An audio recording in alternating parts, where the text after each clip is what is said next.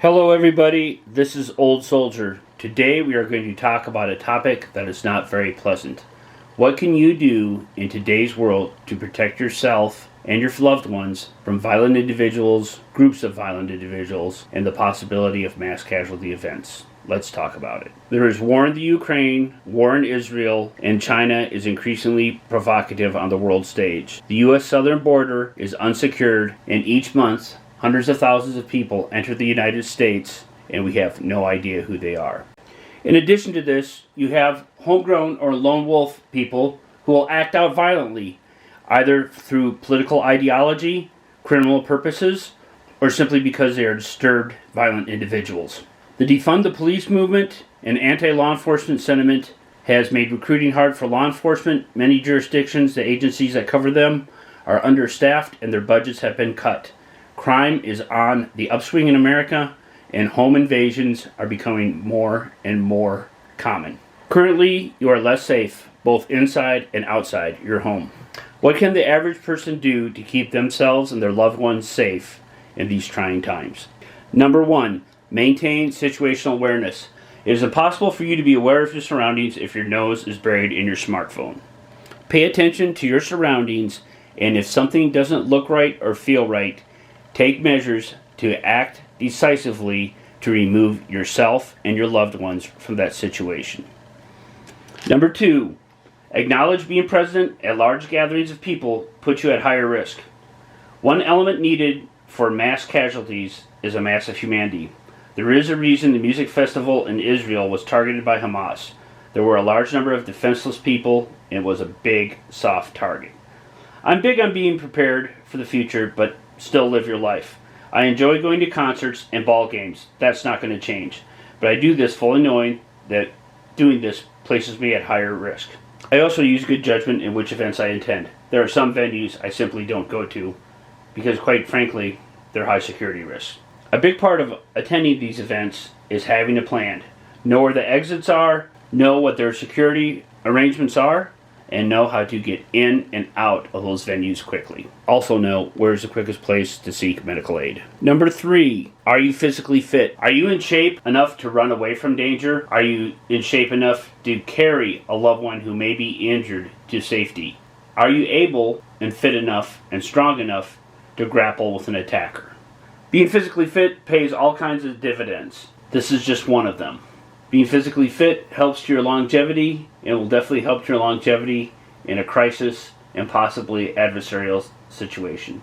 Individuals need to be honest with themselves with their personal state of physical fitness and work towards a goal to increase their longevity and, let's face it, their survivability.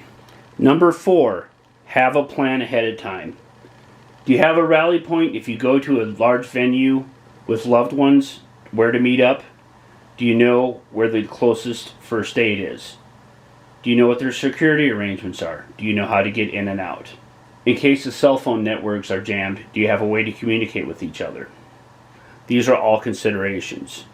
Talk to your loved ones, or if you're by yourself, have a plan in place. If things go wrong, what are you going to do? Decide ahead of time so you're not figuring things out on the fly.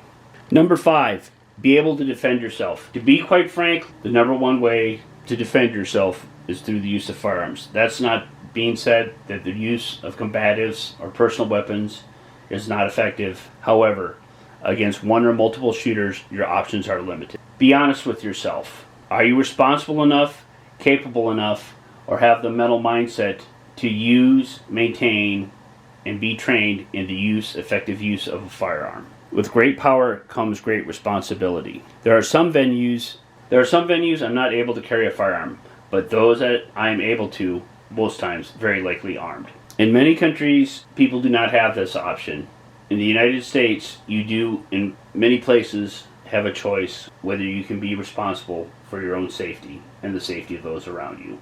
If not firearms, personal combatives, pepper spray, or even the will to resist. The answer to an active shooter, part of the run, hide, fight. If confronted with violence or an active shooter, the thought process is run, hide, fight. Are you able to flee violence? Can you hide from the attacker? Will you be able to fight your attacker? These are all things to think about. One point I'd like to clarify, the run, hide, fight sequence might go through your head, and you might make a decision in a second, less than a second, or just a few seconds. You can go through your options very rapidly as to what the situation dictates. The situation is going to dictate how you react and what's it going to be, and oftentimes you can decide very quickly, given the circumstances, what's your course of action. Also, this is another good reason to have a plan figured out ahead of time. Next point, are you able to render first aid or emergency care? Have you had any first aid training? Have you had enough training to apply a pressure bandage, a tourniquet, or a halo or Ashman chest seal? Do you have the equipment? Do you know how to use it? First aid and stop the bleed, trauma training, excellent. But if you choose to take this upon yourself, get first class training by people who are qualified to give you that training. Finally, it's time to think about hardening your home. Do you have a solid front door? Do you have a security gate? Do you have good locks on your windows? Do you have a dog? Do you have a safe room assigned? It should be noted that recently in the terror attacks in Israel in the first part of October, the terrorists, could they not get into the house or the safe room, started the structures on fire. What is the response time of the first responders that are coming to aid you? Recently in Israel, it was a matter of hours. In the United States, the prospect of this is less, significantly less. However, if an organized group decided to do so, as Mao said, the purpose of terror is to terrorize. Think of the chaos, fear, and panic if a group of individuals tried to target a suburban neighborhood to cause mass casualties and kill people in their home. I covered a lot, and it is very heavy subject matter, but I think it is important to address matters directly and clearly. I hope this video gave the audience or those who choose to watch it some things to think about. This is Old Soldier out.